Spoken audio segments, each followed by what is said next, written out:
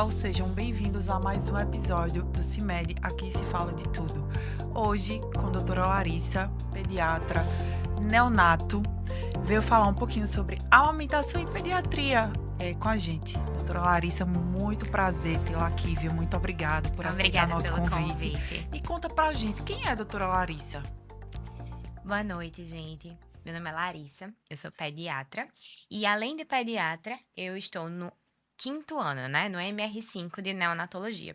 Então, eu trabalho tanto com a pediatria geral, quanto principalmente com a neonatologia, a área, a subespecialidade da pediatria que mais tem o meu coração. Que lindo. Larissa, a gente escuta muito falar sobre o agosto dourado. O que é o agosto dourado? O que é essa amamentação? Agosto dourado, a gente tem esse nome, porque remete ao leite materno, né, como sendo o padrão ouro na alimentação das nossas crianças. Então, quando o bebê nasce, né, o padrão ouro de alimentação para esse bebê é realmente o leite materno, esse ouro líquido que a gente tem. Por isso que a gente chama do agosto dourado. Então, é um mês de estimular, mas também acolher muito as mães, porque a gente sabe que às vezes podem haver dificuldades e principalmente acolher e estimular o aleitamento materno. E Larissa, quais são os principais benefícios, tanto para o bebê como para a mãe? O leite materno é um alimento completo, né? Ele vai conter todos os micronutrientes necessários para aquela criança até os 6 meses de vida, né? Os 6 meses de vida é quando a gente começa a alimentação complementar. Então, até os 6 meses de vida, de forma exclusiva, ele vai ter todos os nutrientes necessários para aquela criança. Além disso, tem uma melhor digestibilidade, é um alimento pronto, né, vindo na natureza pronto para aquele bebê. E é importante a gente dizer que esse alimento é essencial tanto nos bebezinhos que nascem no tempo normal, né, que nascem de termo, quanto, sobretudo, para os nossos bebezinhos prematuros. Então, a gente vê que nos bebês prematuros previne infecções, tem melhor digestibilidade em relação a qualquer fórmula tanto o leite materno ordenhado, quanto aquele leite, no caso dos bebês em UTI, que vem ordenhado, que vem pasteurizado, né? O leite humano de banco de doadoras. Então, esse alimento é muito melhor digerido e previne muitas infecções.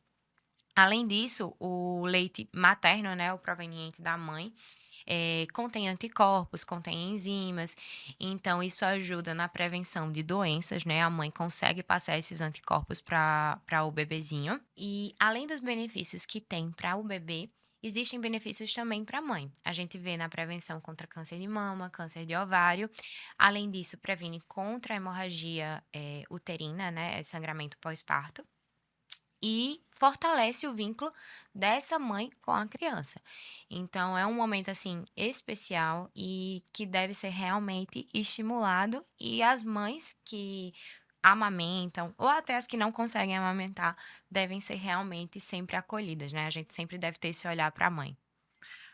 Realmente eu acho que deve ser. Não sou mãe, mas acho que deve ser um momento ímpar na vida.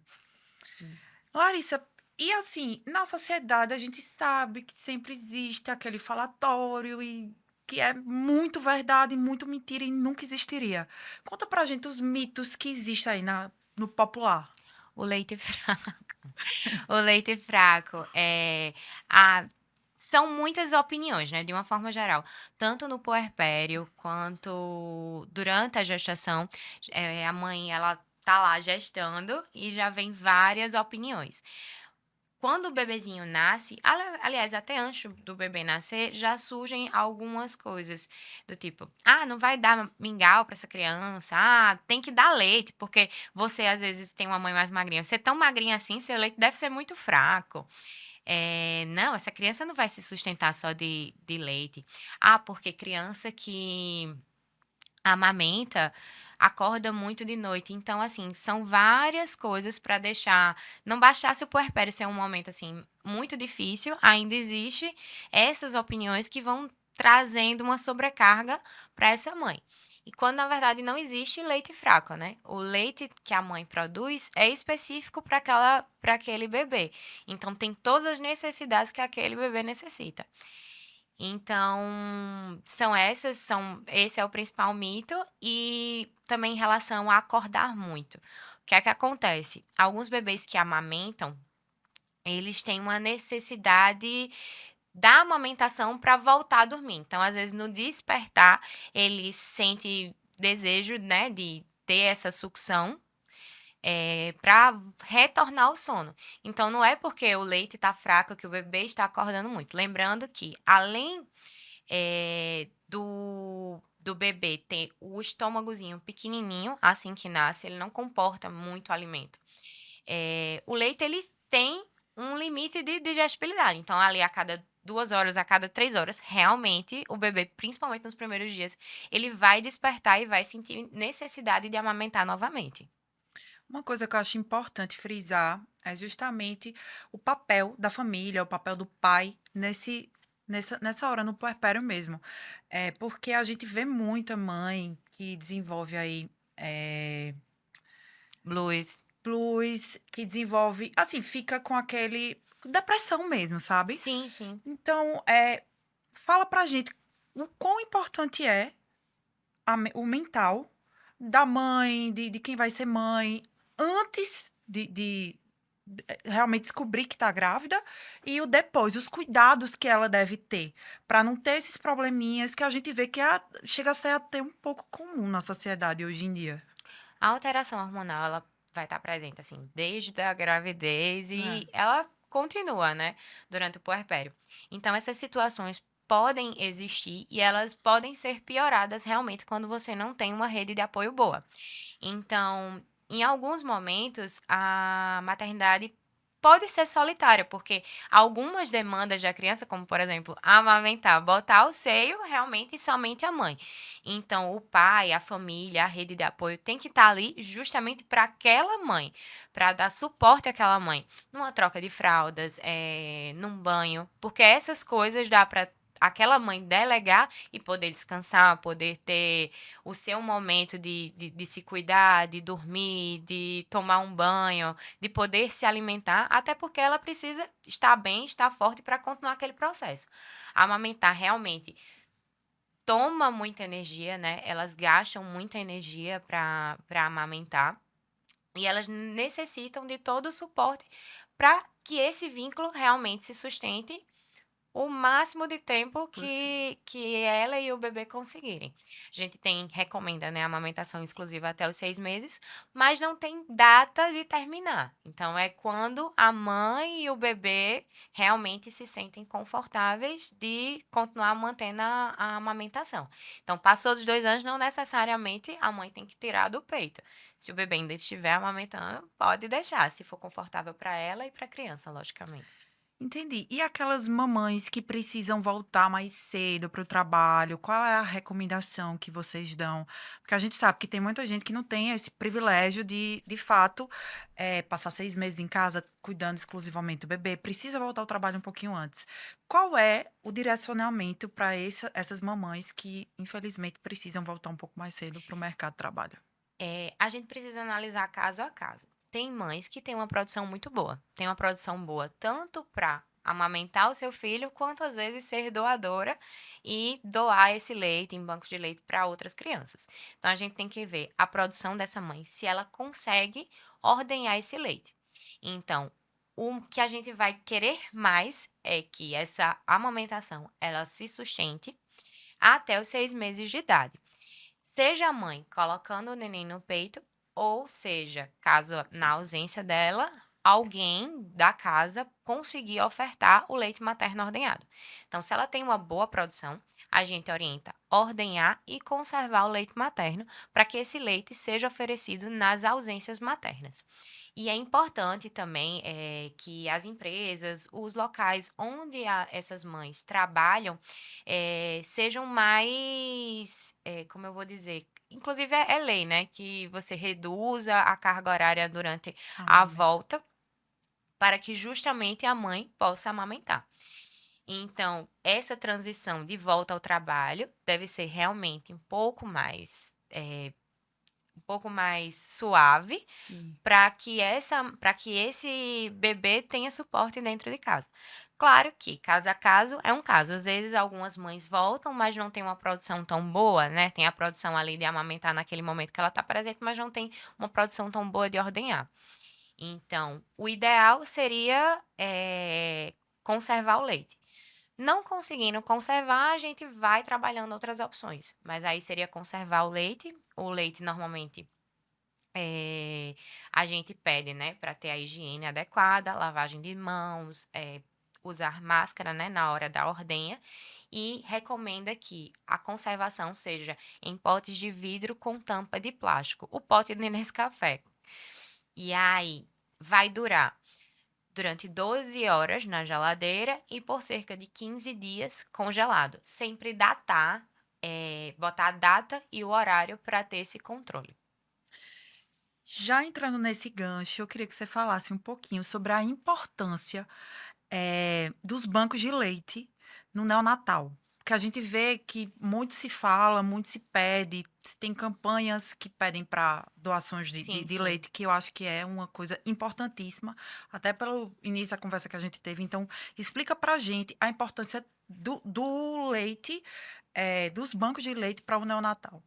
Então, como a gente já falou, o bebê prematuro, ele também, principalmente ele, precisa do leite humano, né? Seja o leite ordenhado da sua mãe, ou seja o leite proveniente do banco. Por quê? É o alimento mais seguro.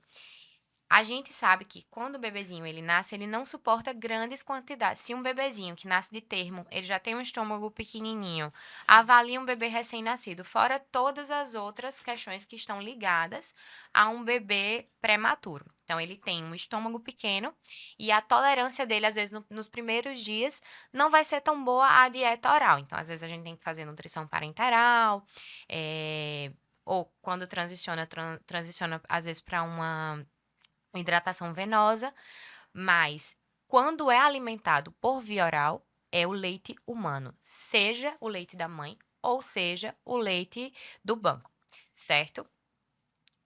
Às vezes falta, às vezes a gente tem falta, quedas em bancos de leite, e numa maternidade o grupo prioritário realmente são os recém-nascidos prematuros. Por quê? Eh, o leite que não é o leite humano, normalmente tende a dar infecções, entre elas a enterocolite necrotizante.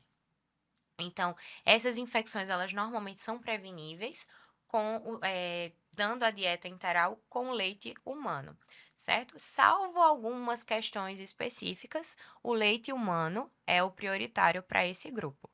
Então, tem vários benefícios, principalmente para esse grupo. E é um grupo prioritário quando os estoques estão baixos, esse grupo é o grupo prioritário de receber o leite do banco.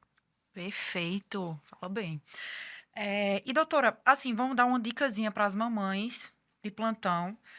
Eh, fala pra gente quais são as melhores posições para começar a amamentar o bebê, porque a gente sabe que tem muita mãe de primeira viagem que fica: "Ai, meu Deus do céu, socorro, é agora, e agora o que é que eu faço? Como é que eu faço?". Explica pra gente as melhores posições, quais são as posições ideais para ela amamentar o bebê, porque a gente sabe que às vezes fere um pouco, enfim, Em relação à posição, vai ter que ver qual a posição que a mãe realmente se sinta mais confortável. confortável. Mas a gente tem que ver alguns erros.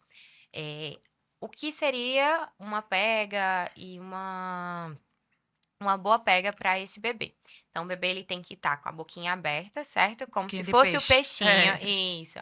Como se fosse o peixinho. A narina deve estar livre para aquele bebê conseguir respirar, seja qual for a posição. O bebê, a boquinha do bebê deve ser levada à auréola da mãe. Então, ele tem que ser levado ao seio para poder abrir a boquinha. Imagine, ele já não consegue se mexer direito, já é pequenininho, tem que estar procurando. Então, a boquinha do bebê tem que ser colocada na direção do seio. E a gente analisa a sucção. Então, tem que estar com um biquinho de peixe e ele tem que estar fazendo essa sucção.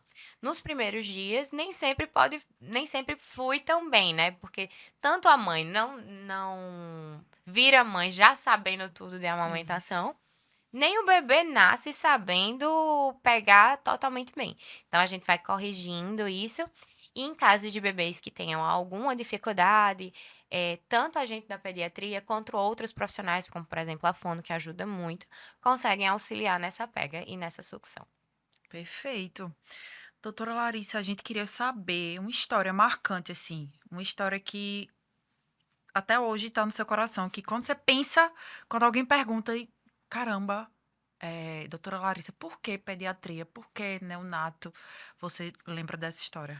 Eu acho que no segmento dos prematuros, do follow-up, às vezes a gente vê o bebê que tá tão grave assim na UTI e tá sendo alimentado nos primeiros dias, não no seio materno, né, mas por uma sonda. Então, quando passa por todas as etapas, vai da UTI para os cuidados intermediários, para canguru e finalmente para o follow-up. E de repente chega no. De repente não, depois de um longo processo, chega amamentando e ganhando peso e se desenvolvendo apenas com o leite materno, né? Principalmente nos 6 primeiros meses. E começando a alimentação complementar, continuando no leite materno, e você vê essa criança se desenvolvendo super bem. Então, esses casos, principalmente dos bebês prematuros, são os que mais chamam a atenção. São realmente grandes vitórias para a gente. Eu imagino. Doutora Larissa, muito obrigada pela participação. A gente queria perguntar se você tem mais alguma coisa a dizer, mais algum feedback, alguma dica para as mamães de plantão, para o pessoal que está assistindo a gente. Na verdade, eu acho que reforçar que cada mãe, né, que amamenta, na verdade, cada mãe deve ser parabenizada, né? A gente sabe que às vezes é uma dificuldade em si gerar, em si cuidar e também amamentar. É um prazer quando é bem estabelecido, mas a gente sabe que às vezes podem haver dificuldades. Então, a todas essas mães que são uma fortaleza, né, que se dedicam a sua vida aos seus filhos, realmente parabéns. Esse mês é muito dedicado a essas mães. E que a gente está aqui como profissional realmente para auxiliar e para ver essa família bem e feliz, né? É isso que a gente tem como profissional em saúde. Ai, com certeza. É o que eu falo, o Dia das Mães é todo dia, não tem um dia específico. Doutora Larissa, muito obrigada pela sua participação, pela sua presença, pela sua disponibilidade em estar aqui com a gente, esclarecendo esse assunto que é de extrema importância, principalmente para esse mês de agosto, que é o Agosto Dourado. Pessoal, ficamos por aqui com mais um podcast CIMED, aqui se fala de tudo.